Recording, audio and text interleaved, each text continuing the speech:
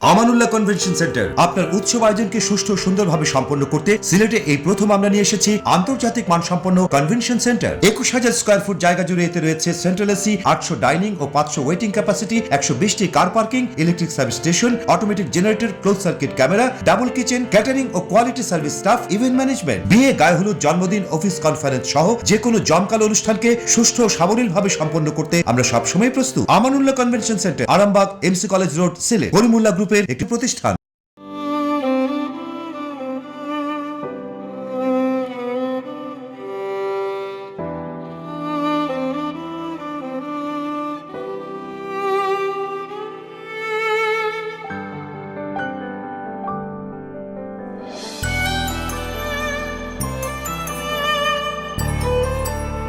এমন অনেকগুলো হাসি হয়ে উঠুক আমাদের পথ চলার অনুপ্রেরণা।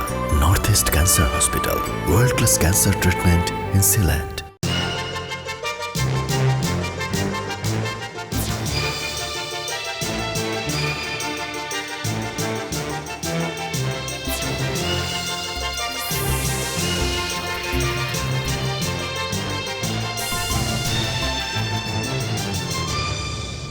আসসালামু আলাইকুম। সিলেট স্টুডিও থেকে চ্যানেলে সিলেটের খবরে সবাইকে স্বাগত জানাচ্ছি। আমি রেহানা পারুল।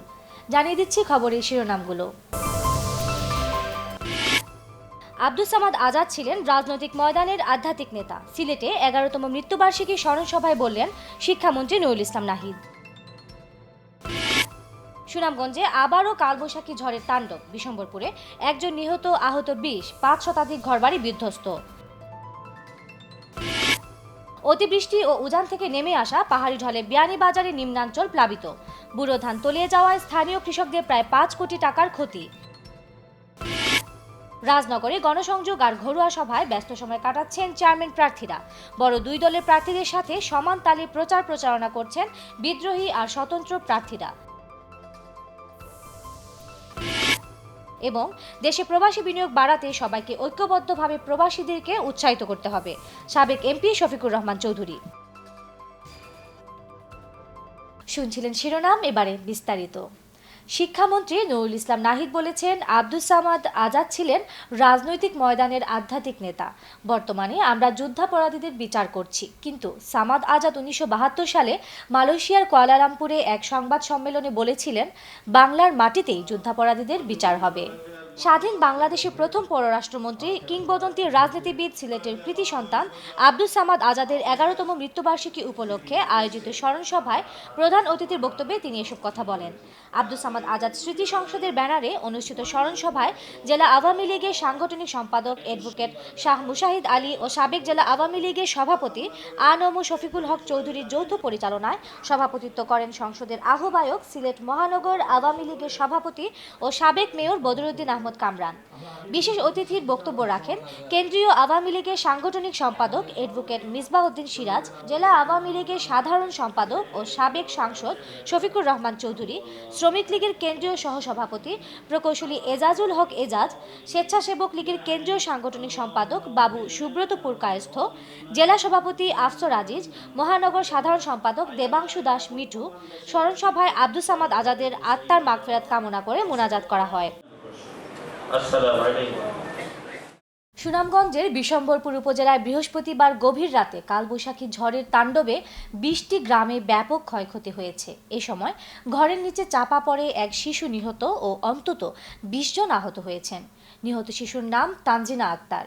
সে উপজেলার শলুকাবাদ ইউনিয়নের জগন্নাথপুর গ্রামের ফজল মিয়ার মেয়ে। বৃহস্পতিবার রাত 11:30টার দিকে বৃষ্টির সঙ্গে কালবৈশাখী ঝড় শুরু হলে উপজেলার শলুকাবাদ, ধনপুর, পলাশ, বাদাঘাট দক্ষিণ, ফতেপুর ইউনিয়নের বিভিন্ন গ্রামের উপর দিয়ে প্রচণ্ড বেগে ঝড় বয়ে যায়।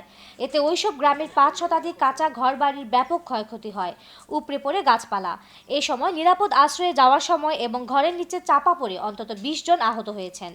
আহতদের মধ্যে 2 জনকে সিলেট ওসমানী মেডিকেল কলেজ হাসপাতালে ভর্তি করা করা হয়েছে।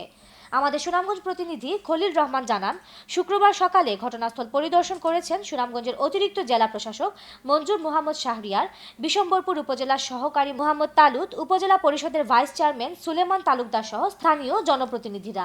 নিহত তানজিনা আক্তারের পরিবারকে জেলা প্রশাসনের পক্ষ থেকে 5,000, উপজেলা প্রশাসন 3,000 ও সুনামগঞ্জ চেম্বার অব কমার্সের সভাপতি খায়রুল হুদা চপল ব্যক্তিগতভাবে আরও 5,000 টাকা সহায়তা দিয়েছেন। অতিবৃষ্টি ও উজান থেকে নেমে আসা পাহাড়ি ঢলে বিয়ানীবাজারের নিম্নাঞ্চল প্লাবিত করেছে। এতে করে সিলেটের দ্বিতীয় বৃহত্তম হাওর মুড়িয়া সহ এই অঞ্চলের আরও কয়েকটি হাওরের প্রায় 500 হেক্টর কৃষিজমি বন্যার পানিতে তলিয়ে গেছে। স্থানীয় কৃষি অফিস জানিয়েছে, বানের পানিতে বুড়ো ধান তলিয়ে যাওয়ায় স্থানীয় কৃষকদের প্রায় 5 কোটি টাকার ক্ষতি হয়েছে। রিপোর্ট করছেন আমাদের staff reporter M Hasanul Haque উজ্জ্বল। বিয়ানীবাজার উপজেলার মুড়িয়া হাওর সহ বিভিন্ন হাওরে প্রায় 6,000 হেক্টর জমিতে কৃষকেরা বোরো ধান চাষ করে থাকেন। হাওরাঞ্চলের মানুষেরা এসব হাওরে মৌসুম ভিত্তিক ধান চাষ করে তাদের জীবিকা নির্বাহ করেন। বর্ষা মৌসুম শুরুর সাথে সাথেই ভারতের উজান থেকে নেমে আসা পাহাড়ি ঢল, অতিবৃষ্টির ঝড় আর শিলাবৃষ্টিতে এই অঞ্চলের কৃষকের স্বপ্ন ভেঙে চুরমার হয়ে গেছে। ক্ষেতের ফসল গড়ে তুলতে না পারা, সারা বছরের কষ্ট ধার দেনা পরিশোধের চিন্তা নিয়ে স্থানীয় কৃষকেরা হতাশার মধ্যে দিন কাটাচ্ছেন। আমি 3 বিঘা জমির ক্ষেত করছিলাম, আগাম পানি হওয়ায় ফাখনাদার মুরগ গেছে গিয়ে 2 কার নিচে গিয়ে আমার পানিয়ে, আর 2 কার আমি খারছি, তা সুসা সাঙ্গা ইতা দান পাইছি না। সম্পূর্ণ দলি আমি কোনো একটা দাম নিতাম পাইছি না এবং সরকারেরও কোনো সহযোগিতা পাইছি না। কারণ পানিও নিচে গিয়া আর ইটা খেতুত করিয়া তো কোনো ফায়দা নাই, আমরা চলতাম কিলা, চলাফেরা আরও কিছু অসুবিধা। স্থানীয় কৃষি অফিস বিয়ানীবাজারের প্রায় 6,000 হেক্টর জমির মধ্যে নিম্নাঞ্চলের 500 হেক্টর জমির বুড়ো ধান পানির নিচে তলিয়ে যাওয়ার তথ্য নিশ্চিত করে বলেছে, এতে কৃষকদের প্রায় 5 কোটি টাকার ক্ষতি হয়েছে। বিয়ানীবাজার উপজেলায় প্রায় 440 হেক্টর জমি পানির নিচে তলিয়ে যায়। তো সেই জন্য কৃষকদেরকে বিভিন্নভাবে সহযোগিতা পরামর্শ দান করা হচ্ছে, যেন তারা দ্রুত তাদের মাঠের ফসল যেটা আছে এখনো, সেটা যেন দ্রুত তারা কেটে নিয়ে আসে। সেই জন্য তাদেরকে পরামর্শ দেওয়া হচ্ছে এবং আমাদের ক্ষতির লক্ষ্যমাত্রা এবং ক্ষতির যে বিষয়টা আছে সেটাও আমরা অলরেডি এস্টিমেট করেছি। হাওর পাড়ের কৃষকদের মধ্যে কান্না আর হতাশা এখন বর করেছে। কৃষকদের হতাশা কাটাতে সরকার যথাযথ উদ্যোগ গ্রহণ করবেন, এমনটাই প্রত্যাশা সকলের। M Hasanul Haque Ujjwal, channel S news, Beanibazar. Balaganj উপজেলার দেওয়ান ইউনিয়নের নশিয়রপুর সরকারি প্রাথমিক বিদ্যালয়ের অবসরপ্রাপ্ত প্রধান শিক্ষক মোহাম্মদ সিকন্দর আলীকে সংবর্ধনা প্রদান করা হয়েছে। বৃহস্পতিবার বিকেলে নশিয়রপুর গ্রামবাসীর পক্ষ থেকে বিদ্যালয়ের মিলনায়তনে অনুষ্ঠিত সংবর্ধনা অনুষ্ঠানে প্রধান অতিথি ছিলেন বালাগঞ্জ উপজেলা নির্বাহী অফিসার এটিএম আজহারুল ইসলাম। সভাপতিত্ব করেন সংবর্ধনা প্রস্তুতি কমিটির সভাপতি আব্দুল জলিল। গহরপুর রাইটার্স ক্লাবের সভাপতি সাংবাদিক মোহাম্মদ জিল্লুর রহমান জিল্লুর পরিচালনায় অনুষ্ঠানে বিশেষ অতিথি ছিলেন উপজেলা সহকারী কমিশনার ভূমি নাজমুল ইসলাম সরকার, তাজপুর ডিগ্রি কলেজের অধ্যক্ষ মোহাম্মদ শওকত আলী, নর্থ ইস্ট বালাগঞ্জ কলেজের অধ্যক্ষ আব্দুল মান্নান চৌধুরী, যুক্তরাজ্যস্থ নশিয়রপুর ডেভেলপমেন্ট অ্যাসোসিয়েশনের কর্মকর্তা মুহিবুর রহমান ও আব্দুল কাইয়ুম ইমাম, ইতালি প্রবাসী কয়সর আহমদ, শিক্ষানুরাগী অ্যাডভোকেট জুয়েল আহমদ, হাজি শাইস্তা মিয়া, তকলিসুর রহমান, সংবর্ধনা প্রস্তুতি কমিটির সাধারণ সম্পাদক আব্দুল শাহাদত রুকন, সমাজকর্মী সাদিকুর রহমান, আনহার আলী, মোহাম্মদ সিরাজুল ইসলাম, শফিক মিয়া, শানুর মিয়া, নশিয়রপুর সরকারি প্রাথমিক বিদ্যালয়ের প্রধান শিক্ষক নিবেদিতা ভট্টাচার্য। সভায় সংবর্ধিত অতিথিকে আব্দুল আজিজ মাসুক ফাউন্ডেশন, আব্দুল কাইম স্মৃতি ট্রাস্ট, নশিয়রপুর জাগরণী যুব সংঘ, নশিয়রপুর সরকারি প্রাথমিক বিদ্যালয় এবং গ্রামবাসী সহ বিভিন্ন সংগঠনের পক্ষ থেকে ক্রেস্ট ও নগদ অর্থ উপহার প্রদান করা হয়। সুনামগঞ্জের অতিরিক্ত জেলা প্রশাসক সার্বিক মঞ্জু মোহাম্মদ শাহরিয়ার বলেছেন, শিক্ষা ছাড়া কোনো জাতি উন্নতি করতে পারে না। সে লক্ষ্যেই বর্তমান সরকার শিক্ষা প্রসারে নিরলসভাবে কাজ করে যাচ্ছে। সুশিক্ষা অর্জনের মাধ্যমে পরিবার, সমাজ ও রাষ্ট্র আলোকিত হয়ে উঠবে। সবাই যদি সরকারের পাশাপাশি শিক্ষা উন্নয়নে স্ব অবস্থান থেকে কাজ করতে পারি, তাহলে শিক্ষাক্ষেত্রে এক বৈপ্লবিক পরিবর্তন ঘটবে। তিনি জগন্নাথপুর উপজেলার পাটলি ইউনিয়নের পাটলি যুব সংঘের উদ্যোগে আয়োজিত 10তম মেধাবৃত্তি বিতরণী অনুষ্ঠানে প্রধান অতিথির বক্তব্যে এসব কথা বলেন। সংঘের সভাপতি নোমান আহমদ কেনানের সভাপতিত্বে ও সাধারণ সম্পাদক তুয়েল মিয়ার পরিচালনায় পাটলি ইউনিয়ন উচ্চ বিদ্যালয়ের মিলনায়তনে অনুষ্ঠিত বৃত্তি বিতরণী অনুষ্ঠানে বিশেষ অতিথির বক্তব্য রাখেন জগন্নাথপুর উপজেলা নির্বাহী কর্মকর্তা মোহাম্মদ হুমায়ুন কবির, উপজেলা সহকারী কমিশনার বিশ্বজিৎ পাল, পাটলি ইউনিয়ন পরিষদের চেয়ারম্যান সিরাজুল হক, প্রধান শিক্ষক নজির উদ্দিন। অন্যান্যর মধ্যে বক্তব্য রাখেন সংগঠনের সহসভাপতি KM জামাল, সাংগঠনিক সম্পাদক মুজাহিদ মিয়া, সাবেক সভাপতি আব্দুল মুবিন, পাটলি যুব সংঘের সভাপতি নোমান আহমদ কেনান জানান, এই বছর উপজেলা 39 জন মেধাবী শিক্ষার্থীদের মধ্যে নগদ অর্থ, সনদপত্র, ক্রেস্ট ও শিক্ষা সামগ্রী বিতরণ করা হয়েছে। খবরের পর্যায়ে নিচ্ছে ছোট্ট একটা বিরতির পর অন্যান্য খবরের সাথে আরও যা থাকছে। রাজনগরে গণসংযোগ আর ঘরোয়া সভায় ব্যস্ত সময় কাটাচ্ছেন চেয়ারম্যান প্রার্থীরা। বড় দুই দলের প্রার্থীদের সাথে সমান তালে প্রচারণা করছেন বিদ্রোহী আর স্বতন্ত্র প্রার্থীরা। ছাতকে ঘূর্ণিঝড়ে ক্ষতিগ্রস্ত দক্ষিণ খুরমা ইউনিয়নের হাতধলানি ও পুরাকাটি গ্রামে ক্ষতিগ্রস্ত মানুষের সাহায্যে এগিয়ে আসছেন দানশীল ব্যক্তিবর্গ। দেশ বিদেশে হৃদয়বান ব্যক্তিদের কাছে আরও সাহায্যের আহ্বান জানিয়েছেন স্থানীয়রা। এবং দেশে প্রবাসী বিনিয়োগ বাড়াতে সবাইকে ঐক্যবদ্ধভাবে প্রবাসীদেরকে উৎসাহিত করতে হবে।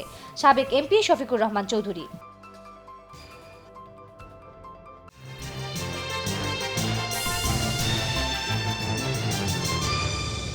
আমানুল্লাহ কনভেনশন সেন্টার আপনার উৎসব আয়োজনকে সুষ্ঠু ও সুন্দরভাবে সম্পন্ন করতে সিলেটে এই প্রথম আমরা নিয়ে এসেছি আন্তর্জাতিক মানসম্পন্ন কনভেনশন সেন্টার। 21,000 স্কয়ার ফুট জায়গা জুড়ে এতে রয়েছে সেন্ট্রাল এসি, 800 ডাইনিং ও 500 ওয়েটিং ক্যাপাসিটি, 120টি car parking, electric service station, automatic generator, close circuit camera, double kitchen, catering ও quality service staff, event management, বিয়ে, গায়ে হলুদ, জন্মদিন, অফিস কনফারেন্স সহ যে কোনো জমকালো অনুষ্ঠানকে সুষ্ঠু ও সাবলীলভাবে সম্পন্ন করতে আমরা সবসময় প্রস্তুত। Amanullah convention centre, Arambagh, MC college road, Sylhet. Karimullah গ্রুপের একটি প্রতিষ্ঠান।